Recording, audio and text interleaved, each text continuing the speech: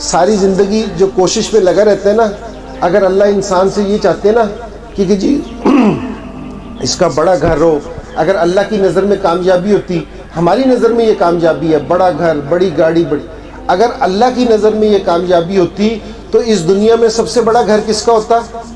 حضور پاک صلی اللہ علیہ وسلم کا سب سے بڑا گھر ہوتا، سب سے زبردست گاڑی اللہ کے رسول کی ہوتی، سب سے امیر آدمی حضور پاک صلی اللہ علیہ وسلم ہوتے، سب سے امیر آدمی۔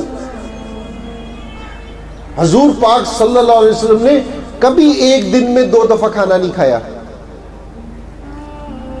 حضرت عائشہ رضی اللہ عنہ فرماتی ہیں کہ 3 چاند نکل آتے تھے، 3 چاند نکل آتے تھے، لیکن ہمارے گھر میں چولہا نہیں جلتا تھا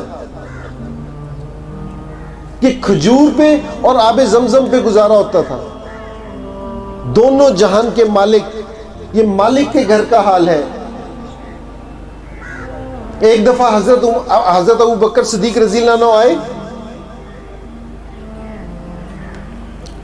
تو کہ بہت بھوک لگی ہے، 2 دن سے کچھ نہیں کھانا کھایا۔ حضور پاک صلی اللہ علیہ وسلم نے بھی فرمایا کہ میں نے بھی 2 دن سے کھانا نہیں کھایا۔ تو حضرت ابو بکر صدیق رضی اللہ عنہ نے کہا میں نے ابو دردہ کی طرف کچھ کھجوریں جاتی ہوئی دیکھی ہیں، تو ادھر سے کھجوریں کھا لیتے ہیں۔ تو حضور صلی اللہ علیہ وسلم اور حضرت ابو بکر صدیق رضی اللہ عنہ ان کی طرف چلے گئے، ان سے پوچھا جا کے کہ بھئی آپ کے گھر کچھ کھانے کو ہے، کھجوریں ہیں؟ انہوں نے کہا کہ میرے پاس کھجوریں آئی تھی میرے پاس، لیکن جتنا میں نے کھانی تھی کھا لی، اس کے بعد ساری اللہ کے راستے میں دے دی۔ ہماری طرح نہیں کرتے تھے کہ جی جمع کر کے بیٹھ جاتے تھے، نہیں، حضور علیہ وسلم کو پسند تھا کہ صبح کھائیں شام کو اللہ سے مانگیں، ایسا یقین تھا۔ ابو دردہ رضی اللہ عنہ نے کوئی وہ نہیں رکھ لیا کہ میرے پاس شام کو کھانا نہیں ہے تو ساری چیزیں میں رکھ لوں۔ تو حضور پاک صلی اللہ علیہ وسلم نے پوچھا کہ بھئی یہاں کوئی کھجور کا تنا ہے کوئی؟ انہوں نے کہا کہ جی ایک تنا ہے، لیکن اس پہ کبھی کھجور نہیں آئی۔ بھائی یہ میں نے آپ سے پہلے ریکویسٹ کی تھی کہ آپ بیٹھ جائیں۔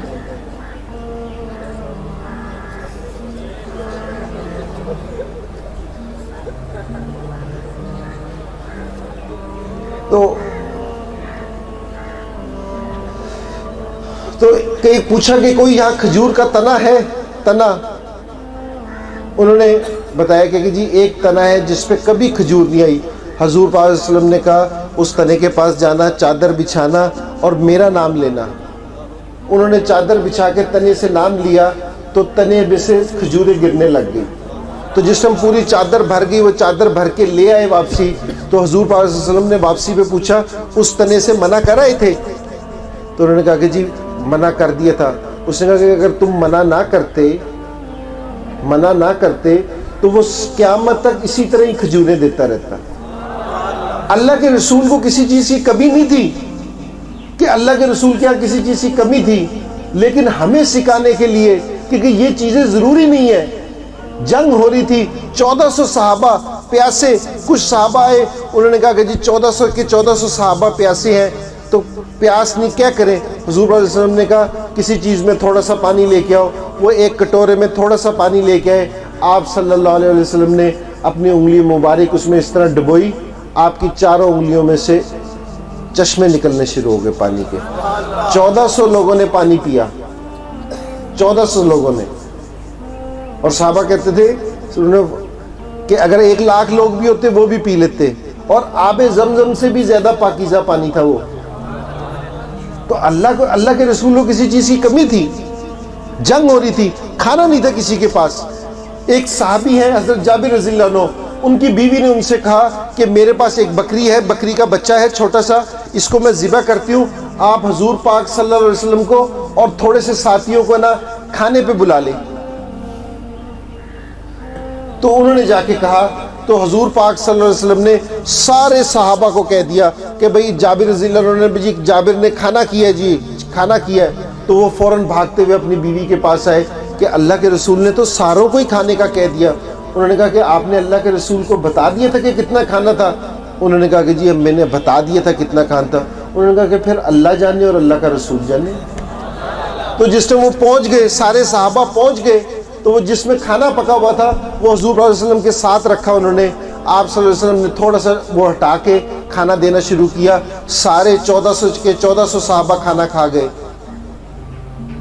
اور کہا کہ گوشت کھانا, ہڈیاں ایک طرف جمع کر لینا.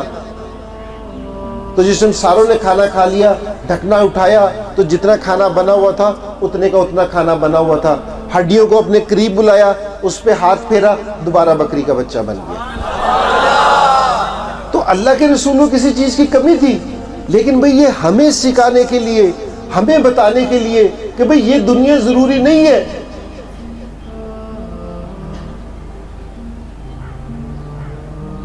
یہ ضروری نہیں ہے. ایک صحابی تھے, وہ نماز پڑھ کے نا فوراً بھاگتے تھے واپسی گھر کے لیے, کہ دعا بھی نہیں مانگتے تھے اور گھر کی طرف نکل جاتے تھے. تو دوسرے انہوں نے کہا کہ بھئی تم دعا تو مانگا کرو, تم فوراً نماز پڑھ کے چلے جاتے ہو, کیا چکر ہے؟ اس نے کہا کہ میرے اور میری بیوی کے پاس صرف ایک یہی سوٹ ہے, ایک یہی کپڑے ہیں.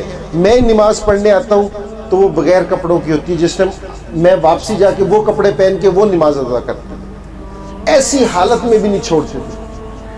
یہ تو دنیا کو ہم نے بڑا سمجھنا شروع کر دیا ایمان سے. جو یہ دنیا بنانے والا اللہ ہے, یہ دنیا کس نے بنائی؟ اللہ نے.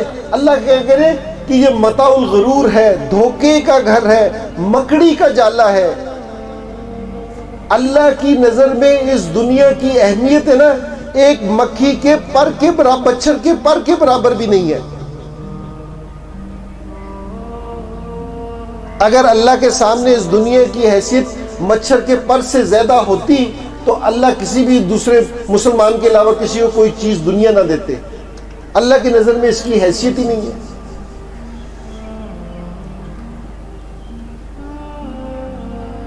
بھئی اپنا مسلمان ہے نا, مسلمان.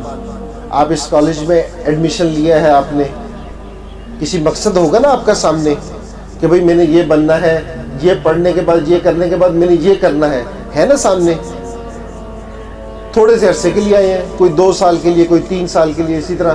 تو مقصد ہے, جو اللہ نے یہ دنیا بنا دی, انسان سب سے قیمتی چیز اس میں, ہر ایک چیز کا مقصد ہے. اس کا مقصد ہے کہ جی یہ کس کے لیے ہے, پانی کا. جو سب سے قیمتی چیز انسان ہے, اللہ نے اس کو بغیر مقصد کے بھیج دیا, اس کا کوئی مقصد نہیں. بھئی ہمارا مقصد ہے, ہم اس کائنات کی ساروں سے قیمتی چیز ہے. اللہ نے یہ جو ساری کائنات بنائی ہے نا, اس کائنات میں جتنی بھی چیزیں ہیں وہ انسان کے لیے بنائی ہیں, اور انسان کو اللہ نے اپنے لیے بنایا ہے. تو بھئی یہ ذرا سمجھنے کی بات ہے. اور ہم نے زندگی کس طرح گزارنی ہے؟ جس طرح بھئی حضور پاک صلی اللہ علیہ وسلم نے زندگی گزاری, اس طرح ہم نے زندگی گزارنی ہے.